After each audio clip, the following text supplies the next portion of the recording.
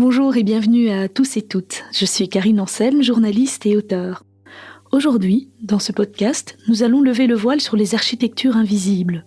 En effet, qu'il s'agisse de nos lieux de vie, de la nature ou encore de nos psychés, toute forme est traversée par une trame subtile, des plans sensibles qui vont bien au-delà des apparences et de la matière. Ces architectures invisibles tissent un langage symbolique, énergétique, inconscient, qu'il est urgent de réapprendre à observer et décrypter pour faire corps de manière organique avec le vivant. Le poète Virgile disait « L'esprit pénètre tout de sa flamme féconde, il s'infiltre visible au vaste corps du monde ».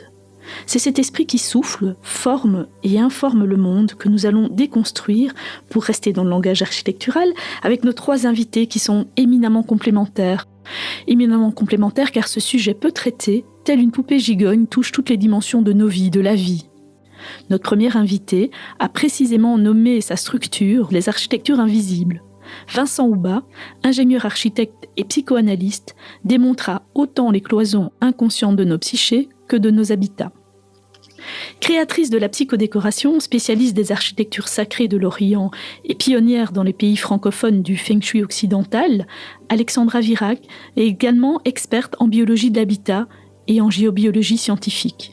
Elle nous emmènera à la découverte de la métaphysique qui imprègne de manière subtile et tangible nos lieux de vie. Nous clôturerons cette trilogie avec Frederica Van Ingen. Passionnée par les peuples racines, grande amoureuse de la nature, en tant que passeuse, elle nous aidera à décrypter le langage secret qui sous-tend l'architecture du vivant, si familière pour les peuples premiers. Ce podcast est édité par Inexploré Magazine, média indépendant qui explore librement les frontières entre science, psychologie et spiritualité, au travers d'articles, enquêtes et outils pratiques jetant des ponts entre visible et invisible. Vous retrouverez ce podcast sur notre plateforme Inexploré Digital en intégralité pour nos abonnés. Il est aussi disponible en partie sur les plateformes classiques. Pensez à nous soutenir pour profiter de toute la richesse de l'univers inexploré en format papier et numérique. Je suis particulièrement en joie d'accueillir aujourd'hui Vincent Houba, qui en quelque sorte nous a inspiré le thème de ce podcast, puisque sa structure, son entreprise s'appelle les architectures invisibles. Inlassable chercheur, il a toujours eu à cœur d'aller au-delà des apparences pour saisir les forces subtiles, invisibles, inconscientes. Pour ce faire, il s'est construit sur deux piliers qui traversent nos vies, à la fois nos vies extérieures et nos vies intérieures, l'architecture et la psychoanalyse. Bonjour Vincent Houba, je suis ravie de vous accueillir. Bonjour Karine, c'est un plaisir pour moi d'être avec vous. Alors je vais commencer par votre métier premier, ingénieur architecte depuis plus de 30 ans. Vous avez toujours été convaincu qu'un projet de construction durable devait aller au-delà des envies apparentes de vos clients et se bâtir autour de leurs besoins réels, inconscients. De quelle manière agissez-vous comme un révélateur de ces architectures invisibles ? Alors, quand j'étais architecte, effectivement, quand j'étais dans l'architecture minérale, comme je dis, donc encore dans la matière, cette idée est venue progressivement au fur et à mesure du travail que je faisais sur moi-même, en fait, où je découvrais toute cette intériorité, tout ce qui était caché, tout ce qui était dans l'inconscient. Et c'est vraiment l'approche aussi de la communication non violente que j'ai découvert en 93, qui m'a permis d'avoir un outil aussi pour aider mes clients à l'époque à aller au-delà de leur stratégie de construction, puisque quand on a un projet de construction, en fait, c'est une stratégie qui, en principe, nourrit des besoins. Et généralement, je me suis rendu compte que les clients n'étaient pas conscients des besoins qu'ils cherchaient à nourrir avec leur projet de construction ou d'aménagement. Et donc, j'ai eu une phase comme ça où je les amenais dans la discussion préalable à prendre du temps pour se poser avec ça et pour les aider à descendre dans leur ressenti, dans leurs besoins. Je me suis souvent retrouvé un peu comme conseiller conjugal dans les couples. C'était compliqué parce que les stratégies ne sont pas les mêmes, les besoins ne sont pas toujours les mêmes. Mais ça m'a permis notamment quelquefois J'ai un exemple comme ça en tête où j'avais accompagné des personnes qui voulaient transformer leur maison et en les accompagnant, on s'est rendu compte, je le fais court là, on s'est rendu compte que lui voulait transformer cette maison parce qu'il voulait un espace qui lui soit dédié dans cette maison. Et ça faisait écho en fait à son enfance où quand il rentrait de l'école, il n'y avait pas de place pour lui dans la maison. Et en fait, en l'accompagnant simplement dans une soirée, comme ça, au cours de 2-3 heures de discussion, ça permet de mettre à jour ce qui, dans le fond, cherche à se résoudre et cherche des stratégies parfois qui ne sont pas du tout adéquates. Et finalement, on n'a pas touché à cette maison, je n'ai pas fait le projet. Cette personne, aujourd'hui, me présente toujours comme son architecte qu'il a envoyé chez le psy. Et c'est un peu ça, en fait. Voilà, j'étais en même temps architecte et psy. J'aidais les personnes à identifier vraiment leurs besoins pour que leur stratégie soit la plus adéquate possible. Et identifier ces besoins se faisait à travers un dialogue, à travers un échange, une trame de questions En ce moment-là, oui, c'était vraiment dans l'échange, dans la discussion, et puis je m'accrochais vraiment au processus de communication non violente, qui est de partir d'une observation, puis on va voir comment la personne se sent dans ses émotions, comment elle est dans ses sentiments renseignant des besoins satisfaits ou pas. Et donc je les aidais vraiment à prendre conscience et dans la reformulation, dans le reflet, dans l'échange, à identifier vraiment quels étaient les besoins de fond. Généralement, quand le besoin de la personne est reconnu, la personne livre un message physiquement, il y a une détente qui se lit sur la personne parce qu'elle est vraiment touchée dans ce qui se passe vraiment en elle. Et à partir de là, après, on voit ce qu'on peut mettre en place pour nourrir ce besoin le plus adéquatement possible. Et c'était pas toujours à moi, effectivement, à répondre à ces besoins, quoi. Bien sûr. Et quand cette union est réalisée, c'est-à-dire quand vous avez pu harmoniser les besoins des habitants, que ce soit un couple, une famille, est-ce que la maison devient comme une arche de paix, quelque chose, un cocon qui peut permettre vraiment d'avoir plus d'harmonie dans les relations? Alors, elle peut l'être, effectivement. Moi, j'ai toujours été préoccupé déjà, c'était le thème de mon mémoire de fin d'études, c'était le droit à l'enfance, le droit à l'architecture. Je voulais prouver que l'espace, l'architecture avait un impact sur le développement de la personne. Bon, c'était un petit peu prétentieux de ma part, c'était plutôt un sujet de doctorat. Mais ça veut dire que déjà à l'époque, j'étais préoccupé par l'interaction entre maison extérieure, maison intérieure. Et je reste convaincu que l'espace est un vecteur de communication. L'espace est le support de la communication et la communication est le lieu d'échange relationnel. Donc plus l'espace est adéquat, pour moi vraiment l'espace doit être au service de la personne qui y vit et non pas l'inverse. Souvent quand on va dans de la déco, dans des choses qui prennent beaucoup de place, ça prend de la place à l'humain. L'important c'est que l'espace soit vraiment un écrin pour l'habitant et permettre à l'habitant de se sentir dans les meilleures dispositions possibles pour son évolution d'âme, son évolution de personne, et soit dans un certain bien-être. Dans l'idée que la maison extérieure a un impact sur notre maison extérieure, sur notre maison intérieure. Au fil du temps, j'ai revu un petit peu ça. C'est pas que c'est faux, mais il y a quelque chose qui est beaucoup plus efficace ou efficient, c'est de travailler d'abord sur sa maison intérieure. Quand on travaille d'abord sur sa maison intérieure, automatiquement, il y a un processus organique qui se fait que j'ai envie de projeter à l'extérieur. On voit souvent des personnes qui font un peu de développement personnel ou certaines choses, qui prennent conscience de choses à l'intérieur et qui tout à coup ont envie de changer leur déco, leur aménagement, parce qu'ils veulent rendre ce qui est en train de prendre conscience à l'intérieur, ils veulent l'extérioriser pour en prendre encore plus conscience. C'est un processus naturel, ça. C'est comme ça que l'homme a toujours fait dans l'histoire de l'architecture. On voit qu'au départ, et après les habitats naturels, l'homme a d'abord construit des habitats qui étaient ronds, qui étaient à l'image de leur conscience de l'époque. Leur conscience n'était pas encore individualisée et leur conscience était encore qu'ils étaient le grand tout et qu'ils étaient la terre, qui était, voilà, tout rond.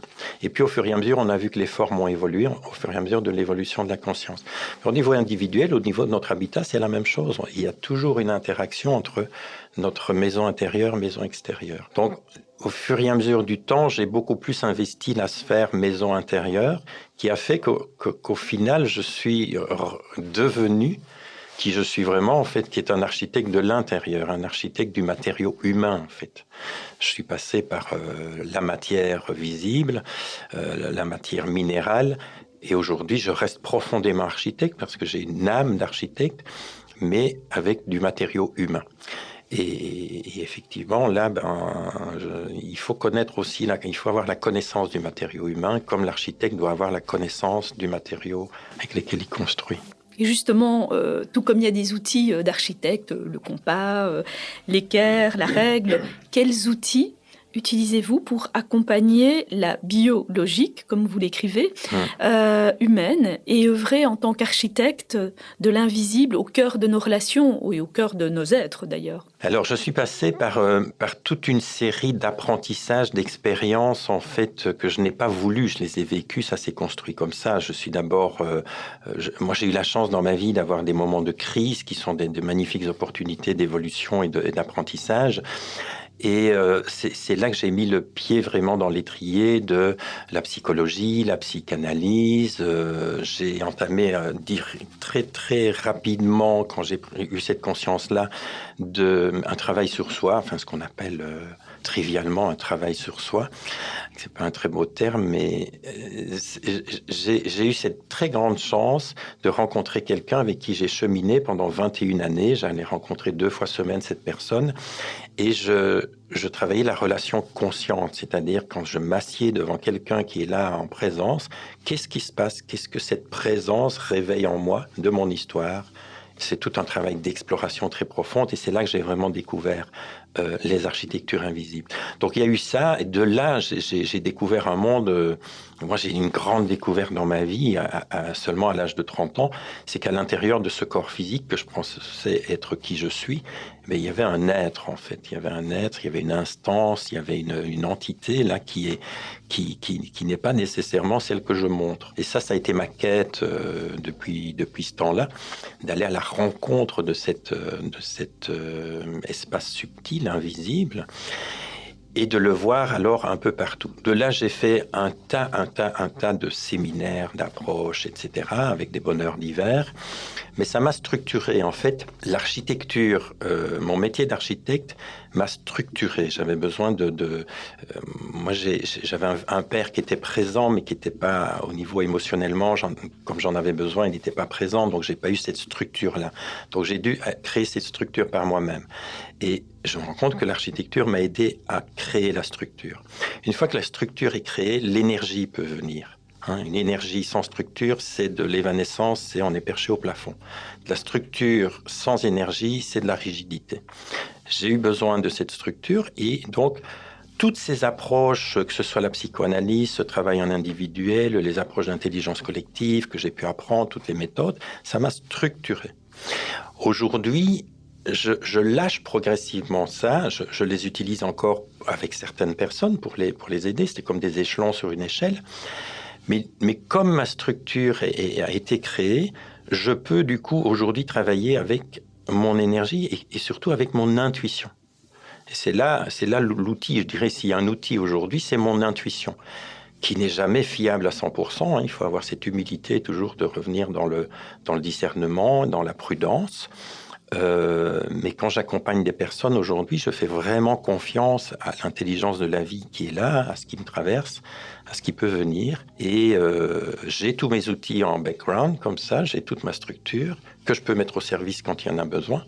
Mais je dirais que l'outil principal aujourd'hui, c'est plutôt l'émergence, c'est la vie, mon outil. C'est la vie. C'est ça. Et avec toute votre expérience, justement, vous établissez des ponts vraiment évident entre l'architecture, la psychanalyse et la gouvernance aussi des sociétés. La construction d'un bâtiment, d'un humain, d'une organisation. Alors quand on parle d'organisation, c'est un individu, c'est une famille, c'est un couple, c'est une entreprise ou même des institutions. Vous pensez que ça procède d'une même structuration et que les pathologies, qu'elles soient visibles ou invisibles, sont et ont plutôt des racines identiques. Quelles sont-elles, ces racines, et comment les mettre à jour et en fait faciliter les moyens de retrouver une structure, un corps à corps, avec le monde qui soit fluide, organique et vivant? À force d'explorer tous ces espaces-là, que ce soit individuel, collectif, l'architecture, j'en suis venu à cette évidence, effectivement, que tout procède toujours des mêmes lois du vivant, les lois ontologiques du vivant. Que je construise un bâtiment ou que je construise un humain dans un accompagnement thérapeutique, par exemple, ou que je construise une organisation quand j'aide un groupe à lancer un projet, ce sont les mêmes lois qui doivent être présentes, c'est-à-dire on doit d'abord commencer par les fondations. Un architecte, il ne met pas la toiture avant les fondations. Hein, Il y en a qui essayent parfois des trucs un petit peu farfelus, hein, c'est de la créativité, mais en principe, on doit d'abord avoir les fondations. Donc, c'est important de comprendre ça, les fondations, une fois que le bâtiment est fini, vous ne les voyez plus. Elles sont dans l'invisible, elles sont cachées. Et pourtant, c'est ce qui tient tout l'édifice. Et nous, on est occupé avec ce qu'on voit, la partie visible, la déco, on trouve ça beau, pas beau. Et on oublie la perception avec les bases. Un être humain, c'est la même chose. Je ne vais pas accompagner quelqu'un dans la spiritualité tant que son terrain psychique n'est pas nettoyé. On ne va pas construire sur du marécage, on ne va pas construire sur des blessures qui ne sont pas apaisées ou sur une histoire qui est encore sensible. Et pourtant, c'est ce qu'on fait. Et dans les organisations, on construit aussi sans respecter les lois du vivant. Moi, je ne construisais jamais, une fois que le projet était conçu et qu'il fallait passer à la mise en œuvre, je n'ai jamais construit de bâtiment sans d'abord faire des essais de sol pour voir si le sol était assez portant. Sinon, il fallait soit renforcer le sol, soit travailler sur les fondations. Quand je vais en entreprise, parfois, je vois des situations d'équipes comme ça, à qui on donne un projet et on ne prend pas le temps des essais de sol. L'essai de sol humain, et c'est quoi la portance d'un sol humain, la solidité d'un sol humain, c'est la confiance. Est-ce qu'on a pris le temps de construire de la confiance entre nous? Et comment est-ce qu'on construit cette confiance? C'est dans la communication. Est-ce qu'on peut communiquer d'une manière suffisamment vraie, authentique, sans rien avoir à cacher et pouvoir être en vérité les uns avec les autres, qui va créer un climat de confiance et qui va permettre d'avoir un sol solide sur lequel on va pouvoir construire un édifice, un projet qui va peut-être connaître des difficultés, mais du coup, on va pouvoir les traverser, ces difficultés.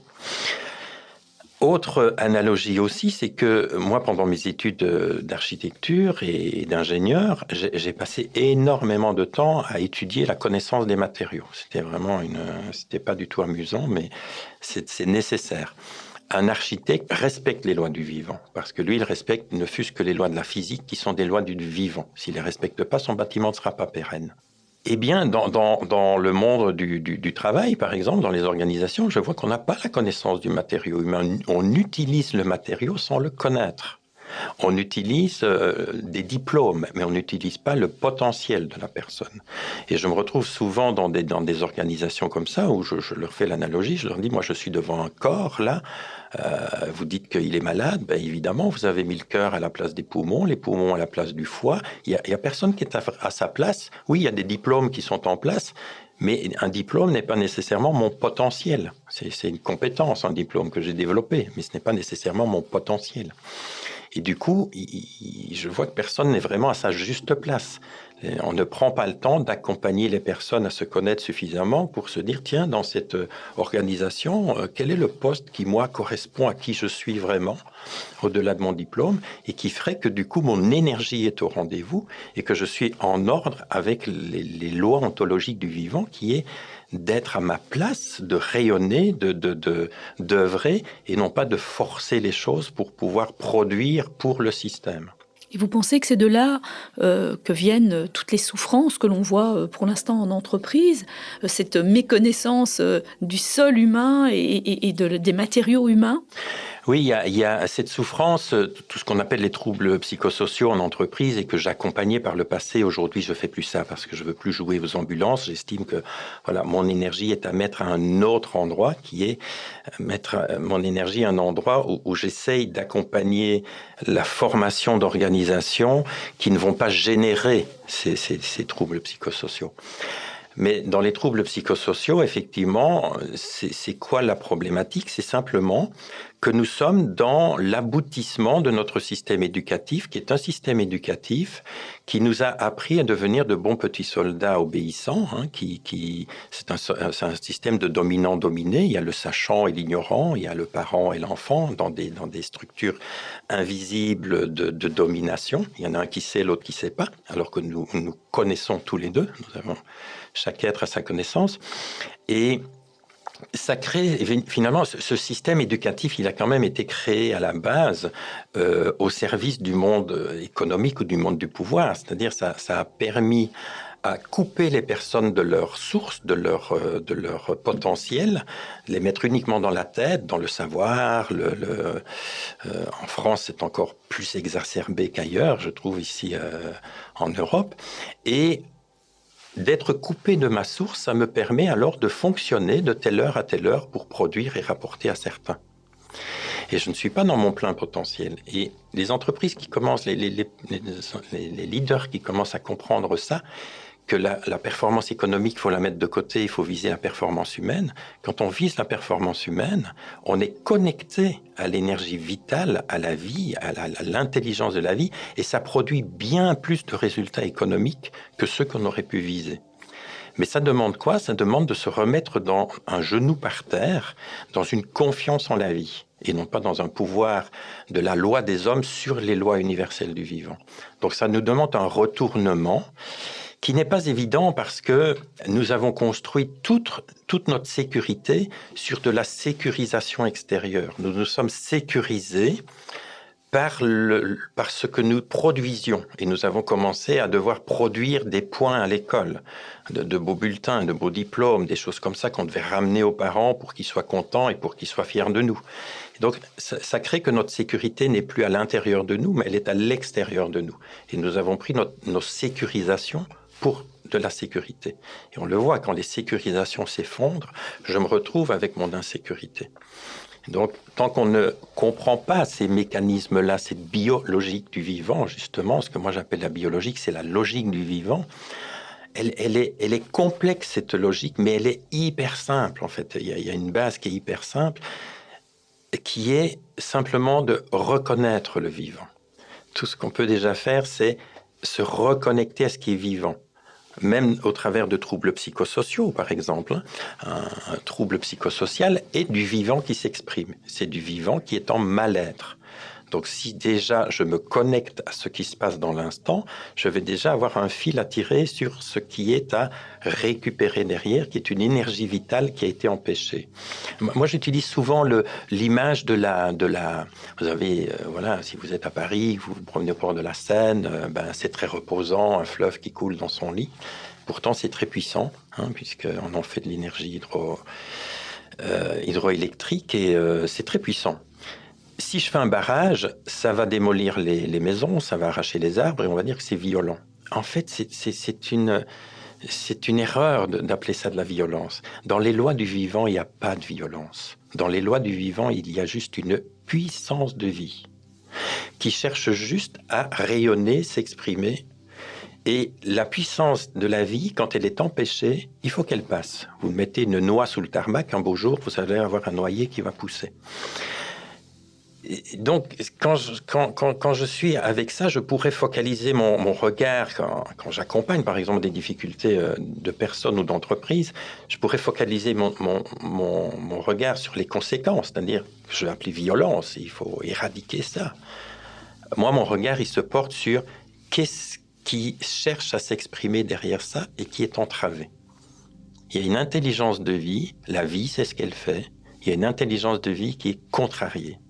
Et notre éducation, notre système éducatif contrarie notre intelligence de vie. D'autant que nous sommes de plus en plus coupés de nos ressentis. On a de plus en plus de mal, on est beaucoup connectés à l'extérieur, mais on a de plus en plus de mal à se brancher sur nos ressentis. Quels seraient les indices qui nous montreraient qu'on a trouvé notre place, notre juste place? Des indices physiques, psychologiques, peut-être aussi dans notre environnement. Qu'est-ce qui vous montre cette voie-là? Alors, ce qui montre ça dans le ressenti, c'est la joie. Mais ce n'est pas la joie émotionnelle, c'est la joie d'être. Il faut vraiment distinguer les deux. Dans notre société de course au bien-être aussi, aujourd'hui, on a On a changé de course, mais ça reste une course, la course au bien-être. Moi, je dis que le bien-être, c'est has-been, hein. Il faut passer déjà à autre chose, il faut passer à l'être et non pas au bien-être. Quand je suis à ma place et que je sens que je suis à l'œuvre et que je suis vraiment au service de la vie, il y a une joie intérieure qui n'est pas une joie excitée, qui n'est pas un enthousiasme, qui est juste, c'est bon. C'est juste bon. Et ça peut même être bon dans du désagréable. Parce que ce qui est bon pour ma vie n'est pas toujours agréable. Je me demande parfois de faire des efforts dans l'incarnation, mais je sens que c'est bon. Et déjà, c'est déjà de développer cette capacité de ressenti, de faire la différence entre ce qui me fait du bien, qui n'est pas nécessairement bon, et ce qui est bon et qui ne me fait pas nécessairement du bien. C'est deux instances un peu différentes. Donc vraiment être à sa place, ceci dit, être à sa place, c'est le travail d'une vie dans une incarnation. J'aime bien cette image de l'aiguille d'acupuncture. J'ai une vie pour arriver à placer l'aiguille au bon endroit. Et pendant un temps, pendant ma vie, j'expérimente. Comme quand j'apprends l'acupuncture, hein, je ne pique pas au bon endroit du premier coup. Je vais essayer, me rapprocher.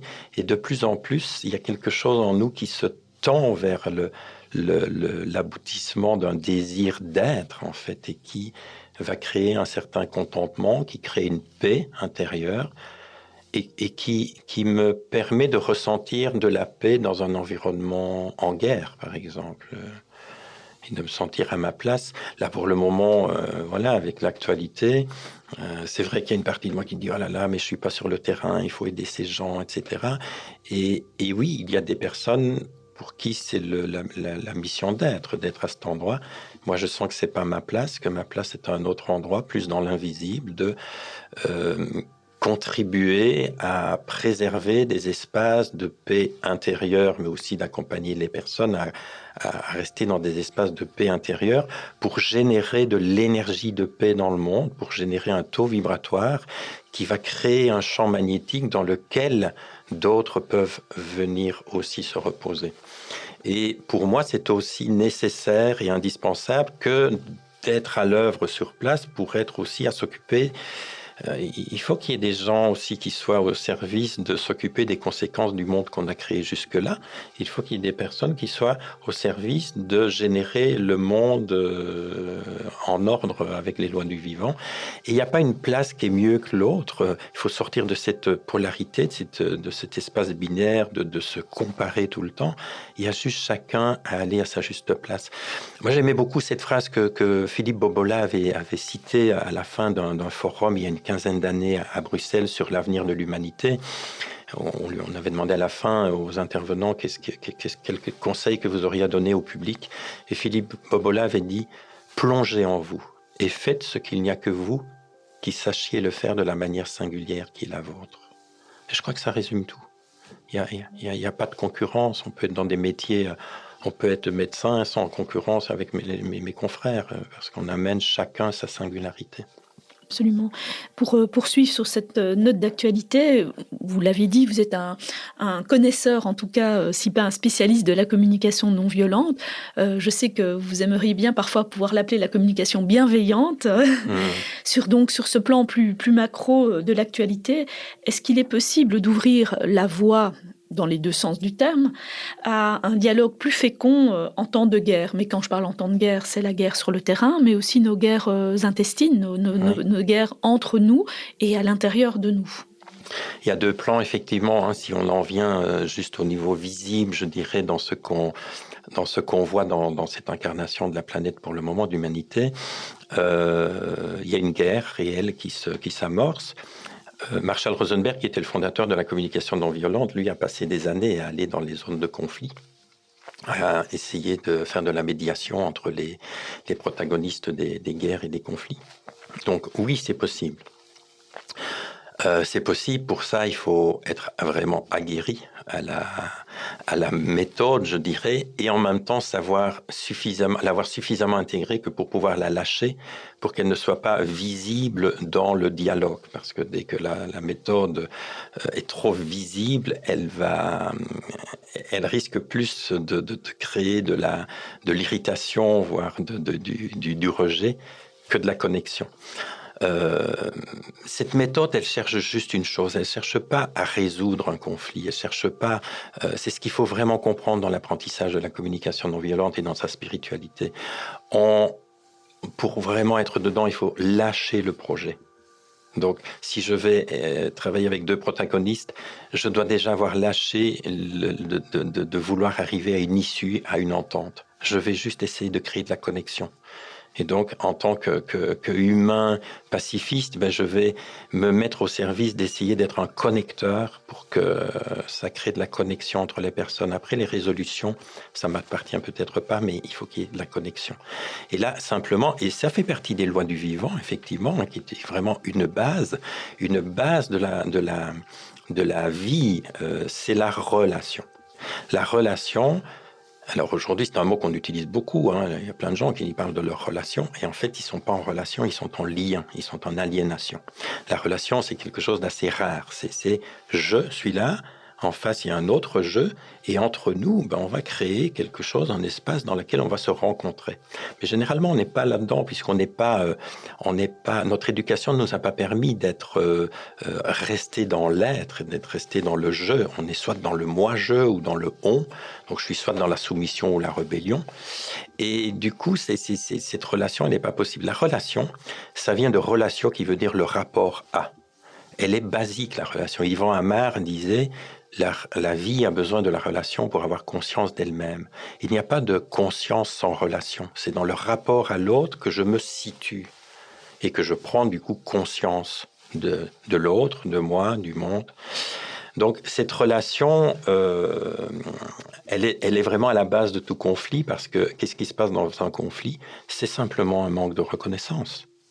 C'est simplement un manque qui est souvent crucial. Si je me connecte à un des protagonistes de ce qui se passe pour le moment, qui est Poutine, moi j'essaie de me contacter. Bien sûr, j'ai mes espaces où j'ai peut-être envie de lui couper la tête, je reste un humain, et en même temps je me dis non, mais ça c'est un plan, c'est une petite lorgnette étroite. Il y a un être qui est en train de vivre quelque chose. Il y a un être qui est il y a un petit garçon là derrière, qui est dans une problématique. Le monde politique est juste un espace de gestion de névrose. Il ne faut pas se leurrer. Donc voilà, c'est des névroses sur pattes qui essayent de diriger d'autres névroses. Et donc j'essaie de me connecter à ça, de me dire, et quand je me connecte, je vois un petit garçon tout seul, en fait. Tout seul. Et qui a tellement besoin de reconnaissance, de reconnaissance de sa puissance, que du coup, il est dans un excès de pouvoir. Et il suffirait juste de poser un regard là-dessus. Juste de poser un regard. Ce qui a manqué, c'est un regard sur l'être qui est venu au monde. Et si on peut déjà travailler à cet endroit-là, dans nos environnements à nous, dans nos relations à nous, poser un regard sur l'autre qui va être différent de celui qui juge ou qui le différencie de moi, mais dire, voilà, ok, je te vois, autre, pas différent. Vouloir être dans nos différences, et on parle beaucoup des différences, de l'inclusion des différences. Quand on utilise le terme différence, on crée déjà une division. On va plutôt parler d'être autre ensemble, autre et singulier. Et ce qui me permettrait de me sentir à l'aise à ma place, c'est d'avoir eu l'expérience d'avoir un témoin à qui je suis. C'est ce qui nous a manqué en général dans notre système éducatif. On a eu des parents qui étaient occupés avec leur propre histoire, leur propre truc, qui n'étaient pas en pleine disponibilité de nous accueillir inconditionnellement, tels que nous étions, même pas pour ceux que nous étions, mais tels que nous étions. Et donc, il nous manque toujours ce regard qui valide qui je suis et qui me permet alors d'enclencher ma puissance. C'est juste une image que j'utilise souvent, c'est la carte de banque. C'est quand vous allez chercher une nouvelle carte de banque à la banque, on vous la donne, c'est un bout de plastique, c'est juste un bout de plastique. Tant que je ne l'ai pas passé une première fois dans le système, qu'elle n'est pas reconnue par le système, c'est juste un bout de plastique sans valeur. Une fois qu'elle est reconnue par le système, ça enclenche sa valeur et son pouvoir. Mais l'être humain, c'est pareil. Je suis né, j'existe puisque j'ai un corps physique. Mais tant que je n'ai pas eu cette validation, cette reconnaissance, c'est-à-dire ce regard connecté à un cœur qui, dans ce regard, je sens le « je te vois ». C'est OK que tu sois là. Ça enclenche alors ma puissance. Et nous sommes juste une belle bande d'invalides qui essayent de s'en sortir du mieux que nous pouvons, à chercher cette validation, du coup, au travers de reconnaissance, approbation, regard, etc. Quand on comprend ça, on comprend les architectures invisibles humaines et on se dit, mon Dieu, mais il suffirait de tellement peu de choses, une petite goutte essentielle de ça, et tout le jeu de domino pourrait changer. Et puisqu'on parle justement de ces enfants que nous sommes tous quelque part en souffrance, ces architectures invisibles sont particulièrement prégnantes, pour ne pas dire en béton armé, dans toute la sphère transgénérationnelle. Nos caves et nos greniers personnels sont remplis de fantômes. Je sais que vous utilisez l'outil des constellations familiales et systémiques. Comment cet outil peut-il déconstruire des plans si complexes qui traversent souvent plusieurs générations ? Mais c'est le même principe en fait. Toute méthode en fait est une forme différente de travailler avec cette énergie et cette reconnaissance. Les constellations familiales ou constellations systémiques, elles cherchent leur puissance. C'est juste qu'à un moment donné, on a une forme, un process qui permet de poser le regard sur l'énergie qui est en train d'essayer de se manifester dans les difficultés. Quand quelqu'un arrive avec une difficulté et qu'elle est liée à son système, quand on met en place le système de manière symbolique dans le process des constellations systémiques, ça permet à l'énergie qui essaye de se manifester dans le malaise ou dans le blocage d'être reconnue et du coup de l'accompagner à retourner à sa juste place. Puisque les constellations, c'est vraiment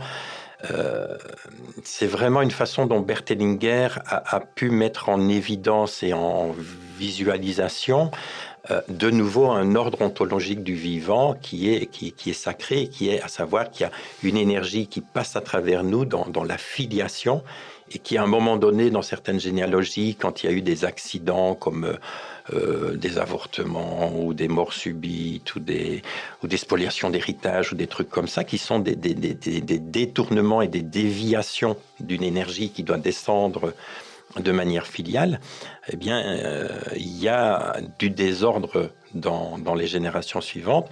Puis, il y a toujours bien quelqu'un sur qui ça tombe, soit cette conscience ou cette charge d'âme de ramener de l'ordre dans le désordre. Et quand on utilise les constellations, on ramène de l'ordre dans le désordre énergétique, en fait. Donc, c'est le même process, c'est de se remettre en ordre avec l'ordre du vivant. Il y a une énergie qui descend et qui peut pas être... c'est comme le barrage sur le fleuve. Il y a des épreuves ou des secrets de famille, des choses comme ça qui tout à coup viennent faire barrage à cette coulée d'énergie qui doit se transmettre de génération en génération pour continuer à évoluer et à venir... parce que le but ultime, finalement, ça pourrait être quoi ? Je crois que le but ultime de notre humanité, c'est simplement d'être des êtres qui venons dans l'incarnation, dans le visible, rendre visibles justement des parties de la création qui n'ont pas encore été révélées. La création, elle est complète, elle est faite depuis le début, la conscience universelle, elle est là, mais tout n'a pas encore été révélé de cette création, et c'est ce que certains révèlent parfois dans des intuitions, dans des flashs, des trucs comme ça, et sur lequel on met vite un copyright en disant « c'est à moi, je l'ai inventé », mais on n'invente rien, on est juste des révélateurs de ce qui est déjà créé. Donc ça procède de la même... du même principe basique qui est reconnaissance du vivant. Et avant de nous quitter, je vais revenir à votre premier métier. Ça nous permettra de faire la transition avec notre prochaine invitée, Alexandra Virag, qui nous parlera aussi de tout ce qui est feng shui, tout ce qui est structure invisible dans l'habitat, mais aussi dans les êtres. Il y a une citation de Le Corbusier qui dit « Vous utilisez la pierre, le bois, le béton, et avec ces matériaux, vous construisez des maisons. C'est la construction. L'ingéniosité est au travail. Mais soudain, tu touches mon cœur, tu me fais du bien, je suis heureux, je dis c'est beau, c'est l'architecture, c'est l'art qui entre. Comment faire entrer en résonance la subtile alchimie de l'être, ces ombres, ces lumières, avec l'architecture, ces lignes, ces matériaux dont vous nous avez dit qu'ils étaient importants, ces formes, et créer ainsi de la beauté, de l'harmonie dont on sait que c'est une source ineffable de joie. Merci pour cette citation, je ne la connaissais pas et elle m'émeut en fait. Il faut savoir que Le Corbusier n'a pas fait d'études d'architecture, il n'était pas architecte. C'est déjà un bon préalable peut-être, il n'a pas été formaté peut-être. Effectivement, ça me touche parce que ça rejoint mon idée d'être là pour mettre du cœur à l'ouvrage. C'est-à-dire, oui, je peux construire, les matériaux sont là, les techniques sont là, les principes sont là. Je peux juste être un fonctionnaire de l'architecture, mais je peux aussi y mettre mon âme, y mettre mon humilité aussi. C'est ce qui manque souvent chez des architectes, parce qu'il faut bien reconnaître que l'ego est bien présent et bien souvent on veut imposer sa patte et sa griffe au client, alors qu'on va juste lui proposer notre sensibilité. On va lui proposer de se mettre à son service. C'est pas moi qui vais habiter la maison qu'on me commande, par exemple. Donc peut-être que je pourrais jamais vivre dans cette maison-là parce que ça me correspond pas. Mais je vais me mettre au service de l'autre. Et en même temps, j'y amène ma sensibilité, mon âme, mon intuition, avec l'humilité de se dire que, ok, je suis l'architecte qui crée, mais je dois laisser sur ma table de travail, de dessin, une place libre pour la vie. C'est aussi la vie qui doit venir m'inspirer. Et c'est aussi elle qui va passer à travers mon crayon, mon coup de crayon, le jet là, créatif qui va surgir, qui parfois va me surprendre. Et voilà, c'est d'avoir cette humilité-là, de se dire, ce n'est pas mon œuvre d'architecte, mais c'est l'œuvre du grand architecte à travers le petit architecte que je suis. Et là, effectivement, du coup, on peut s'attendre à ce qu'il y ait des surprises qui nous surprennent parfois nous-mêmes, hein, dans l'émotion que ça peut créer. Et ça me touche parce qu'effectivement, pour moi, un architecte, c'est un créateur d'émotions, comme tout artiste, en fait. C'est un susciteur, un réveilleur, voilà, quelqu'un qui vient proposer des choses qui doivent émouvoir, effectivement. Et c'est un des drames de l'architecture contemporaine, peut-être, c'est d'avoir peu à peu dévoyé ça et d'en arriver à des habitats pratico-pratiques qui n'ont plus aucune âme et ce n'est pas parce qu'on fait de l'habitat social, par exemple, bon marché, qu'on peut pas y mettre du beau, d'y mettre de la sensibilité, d'y mettre le beau et la sensibilité ne coûtent pas nécessairement cher. Et c'est l'architecture la plus difficile pour moi, c'est l'architecture minimaliste, justement, qui est comment créer un espace minimal et qui soit pas banal. Et ça, c'est tout l'art de l'architecte. C'est l'art aussi des formes, c'est l'art aussi de la connaissance d'une certaine géométrie sacrée qui permet de créer des ondes de forme, de créer des harmonies dans les proportions, dans ces choses-là. Et ça, c'est des choses aussi qui sont à explorer et pour pouvoir les utiliser de manière intuitive. Je me rappelle que j'avais rencontré une experte en feng shui dans un dîner et elle m'avait dit « Ah, c'est vous l'architecte Touba, il y a longtemps que je vous rencontrais, je suis appelé régulièrement dans vos habitations, mais je ne sais pas pourquoi, je n'ai jamais rien à faire, moi, dans vos habitations. » Et moi, je n'ai pas appris le feng shui, j'ai lu des trucs comme ça, mais je crois que c'est intuitivement que, effectivement,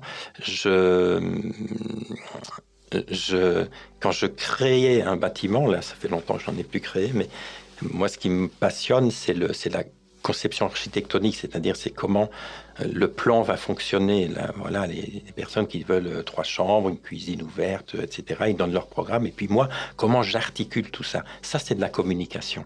Ça, c'est de l'énergie. Comment je fais fonctionner l'énergie en fonction de la course du soleil, en fonction des perspectives, des vues, etc., et de me projeter là-dedans. Ça, c'est du feng shui, c'est comment l'énergie fonctionne. Donc, c'est normal que quand on construit comme ça, quand on conçoit comme ça, et quand on se met au service de la vie, parce que je me mets au service de la circulation d'une énergie dans un espace clos, eh bien, je crois que c'est assez normal que du coup, en feng shui, il n'y ait pas grand-chose à faire pour que ça fonctionne encore mieux. Donc, c'est d'apporter ça, c'est d'apporter qui je suis dans ce que je fais, mais qui je suis, c'est pas mon ego. C'est pas mon personnage de survie. Et ça demande que j'ai un minimum de connaissances de moi, qui soit déjà dans cette possibilité de clarifier, de discerner en soi ces deux instances, qui sont un peu comme deux chevaux qui tirent sur un attelage, chacun de son côté, qui est mon personnage de survie, ce que j'ai dû donner au monde pour être en sécurité, mes postures de survie, tout ce qui me sécurise, qui me rassure, qui va chercher ma reconnaissance de réparation, et mon être, qui lui aspire aussi à un moment donné à reprendre la place et à revenir et à frapper à la porte en disant « Est-ce que tu m'aurais pas oublié? C'est quand même moi qui suis là en premier. » Donc voilà, voilà, les architectures invisibles, c'est un domaine mais hyper vaste, complexe, mais passionnant, dans lequel on peut tout relier. Et que ce soit au travers de la nature, au travers de l'architecture, au travers de plein d'approches, on retrouve toujours les mêmes principes. Et est-ce que derrière ce principe, il y a justement cette fluidité de la vie et qui pourrait être une définition de la beauté? Il y a la fluidité de la vie et derrière ce principe, il y a avant tout l'amour. C'est de s'en remettre à s'incliner devant cette évidence que tout n'est qu'énergie d'amour, qui cherche forme, maladroitement parfois, mais qui cherche forme. Quoi que nous fassions, quoi que nous disions, c'est juste de l'amour qui essaye de passer. Et on n'en a plus conscience. Moi, dans les choses que j'ai faites, même les plus viles que j'ai pu faire dans ma vie, c'était juste de l'amour qui essayait de passer. Et dans un barrage qui était fait là et qu'il fallait que ça passe. Et ça passe parfois très maladroitement. Et on pourrait peut-être aller jusqu'à dire qu'une guerre n'est qu'une maladresse d'amour. C'est de l'amour non reconnu, en tout cas. Merci Vincent, je suis très touchée par notre entretien. Vous êtes en pleine écriture là, d'un livre justement sur ces architectures invisibles que vous aimeriez bien appeler Humain mode d'emploi. Donc nous aurons certainement l'occasion de nous revoir à cette occasion. Avec grand plaisir. Merci. Merci pour l'invitation.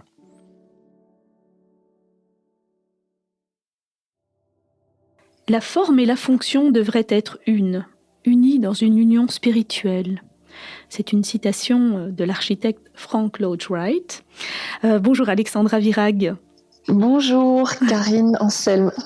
Voilà, mais je vous remercie et je vous remercie d'autant plus chaleureusement de participer à ce podcast sur les architectures invisibles car vous êtes grippée. Donc il se peut que par moments votre voix flanche, mais ça ne vous empêchera absolument pas de nous partager votre voix VOIE et votre passion pour tout ce qui touche aux dimensions invisibles de l'habitat et plus largement des individus. Un grand merci de m'inviter.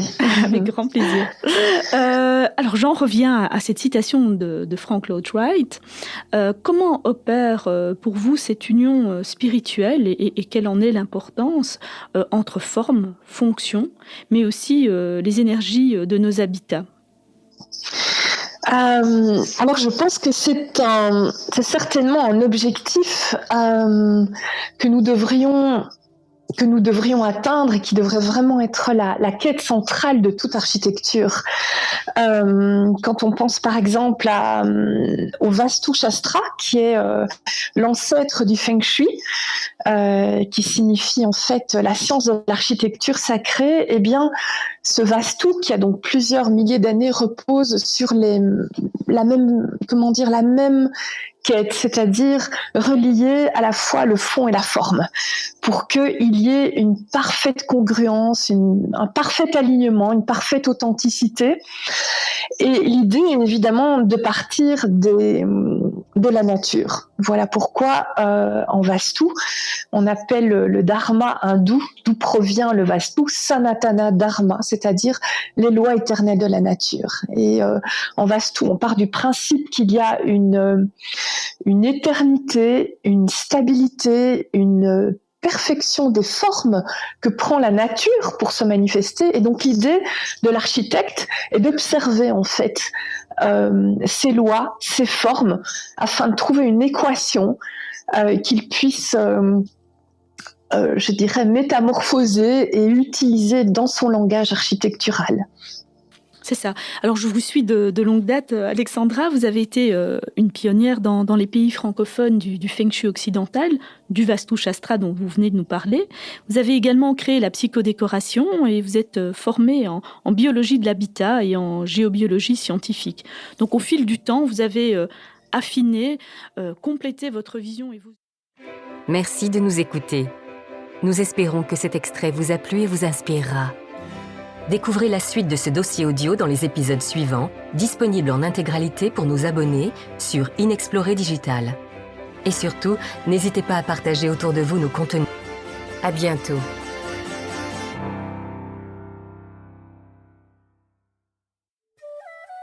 Des mystères du monde à l'extraordinaire dans nos vies. Inexploré propose des enquêtes, des expertises et des articles pratiques pour permettre à chacun d'ouvrir son esprit, afin de se mettre en route sur les chemins de la sagesse et du bonheur. Abonnez-vous pour aller plus loin, soutenez-nous et profitez de toutes les versions longues de nos contenus sur Inexploré Digital. À bientôt.